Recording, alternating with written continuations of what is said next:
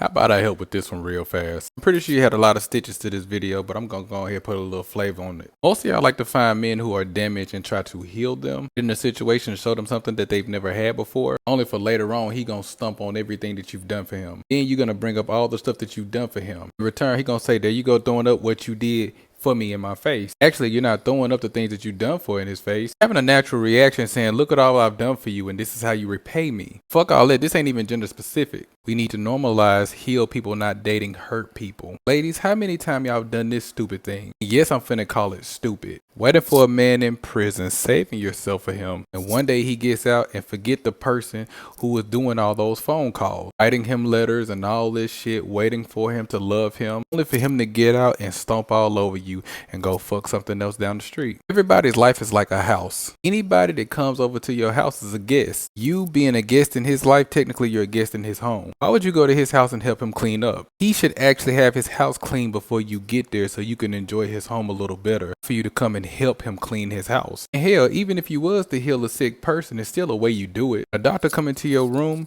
to heal you and you're contagious, he doesn't make direct contact with you. He got gloves on, scrubs on, mask on, and all of these things. And when he get ready to leave the room, he take all of those things out and thoroughly washes his hands. In the midst of healing a hurt person, you still got to have a level of boundary there. And if you're healed and they're hurt, a relationship is crossing the boundary. 8 laws of power. Law number 10, infection. Avoid the unhappy and the unlucky. People who are perpetually miserable spread misery like an infection, and they will drown you in it. Avoid these people like the plague. If you associate with happy people, you will share in the good fortune they will attract and spread. Seek them out. Infection. Avoid the unhappy and the unlucky. Characteristic of an infectious person: they bring misery on themselves and others, exude discontent, have terrible histories pretty much. They left trails of bad relationships, probably have unstable careers, they have characteristics that overwhelms people.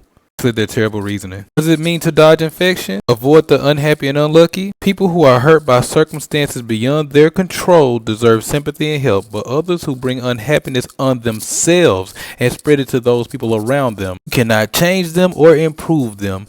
They will change you by inflicting you with their problems. Whatever you do, don't feel sorry for them. Take your time and read all of this. Yes, all those ladies that's waiting for that man in jail, it's really his fault why he there. You're avoiding all the men out here that you could possibly be dating, and if he loves you anyway, he wouldn't want you to waste your time waiting on him, because guess what, time waits for no one. And again, hypothetically, if he put himself there in the first place, why would you wait on him? Yes, men ain't gonna like me saying this, but fuck them. You don't do fucked up shit in the world, don't take accountability for it, and expect a woman to deprive herself by waiting on you.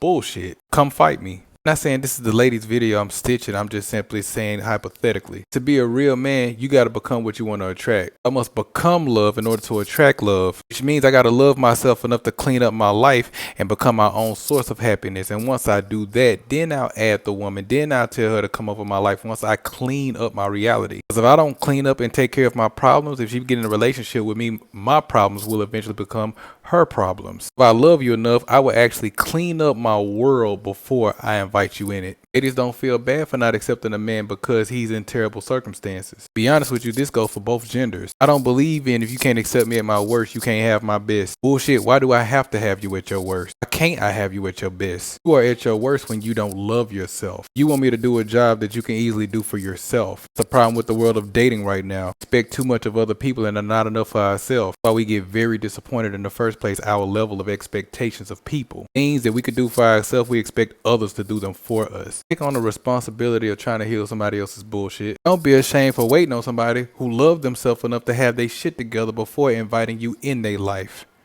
Because guess what? If I don't have love for myself, I'm not going to have love for you. For those who need it.